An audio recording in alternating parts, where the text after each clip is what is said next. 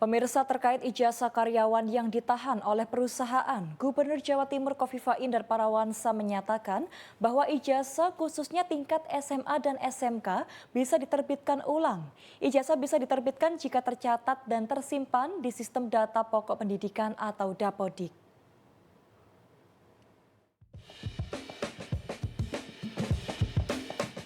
Gubernur Jawa Timur Kofifa Indar Parawansa berkomentar tentang permasalahan ijazah karyawan yang ditahan oleh perusahaan. Menurut Kofifa, masalah ini telah dikoordinasikan dengan sejumlah pihak, termasuk Dinas Pendidikan Provinsi Jawa Timur. Hasilnya, ijazah khususnya tingkat SMA dan SMK dapat diterbitkan ulang. Penerbitan ijazah dan pencetakan ulang bisa dilakukan jika data tersimpan di sistem Dapodik, bahkan termasuk sekolah yang telah ditutup. Untuk mencetak ulang ijazah yang terdata di Dapodik hanya dibutuhkan tanda tangan dari Kepala Dinas Provinsi. Sementara itu, pemerintah Provinsi Jawa Timur melalui Dinas Tenaga Kerja membuka ruang pelaporan bagi warga yang ijazahnya ditahan. Ruang lapor dibuka pertanggal 21 April lalu. Sebelumnya, ijazah 44 mantan karyawan diduga masih ditahan oleh UD Sentosa Sil milik Chanwa Diana. Kasus ini masih ditangani Polda Jawa Timur. Provinsi Jawa Timur akan memberikan perlindungan kepada masyarakat karena proses hukum masih bergulir. Sedangkan korban membutuhkan ijazah untuk mencari pekerjaan. Ibaratnya ini semua lini saya sudah mengkomunikasikan. Saya akhirnya tanya ke Pak Kadisdik. Ya apa Pak Aris, ini kalau SMA SMK, asal ada Dapodiknya Bu. Oke, nek sekolah tutup ya apa? Oh bisa Bu, dari Disdik Jawa Timur. Tanda tangannya siapa? Tanda tangan Kadis, itu bisa Bu kalau sekolahnya tutup. Asal ada di Dapodik.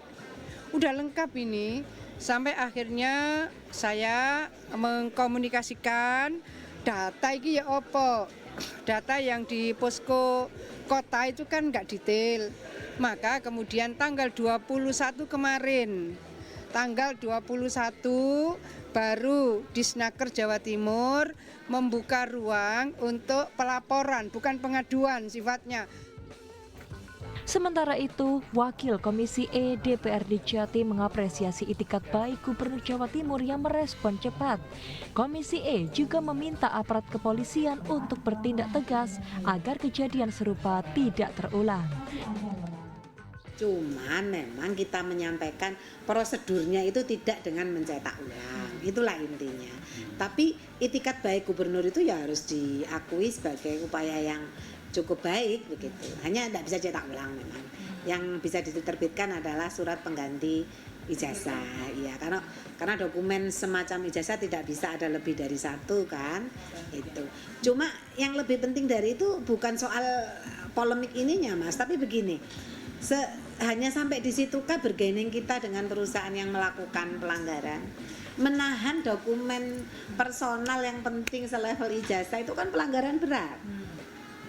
Jangan hanya fokus kepada bagaimana kita mengganti dengan surat pengganti ijazah, itu mudah ya, bisa dilakukan Dignas dengan mudah atau sekolah-sekolah asal dengan sangat mudah.